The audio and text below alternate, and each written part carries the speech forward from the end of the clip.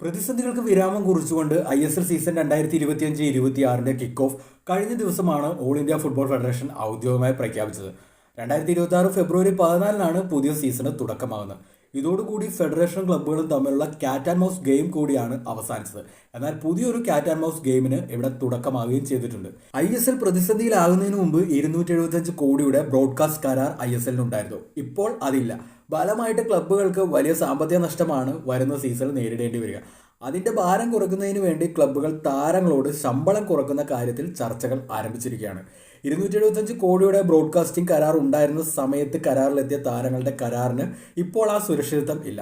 അതിന് finance balance ചെയ്യാൻ ക്ലബ്ബുകൾക്ക് മുമ്പിലുള്ള ഏക മാർഗമാണ് താരങ്ങളുടെ ശമ്പളം വെട്ടി കുറയ്ക്കുക എന്നത്. ബാംഗ്ലൂരു FC ഉൾപ്പെടെയുള്ള പ്രമുഖ ക്ലബ്ബുകൾ ഇതിനോടകം തന്നെ താരങ്ങളോട് ശമ്പളത്തിന്റെ കാര്യത്തിൽ വിട്ടുവീഴ്ച ചെയ്യാനായിട്ട് ആവശ്യപ്പെട്ട് കഴിഞ്ഞിട്ടുണ്ട്.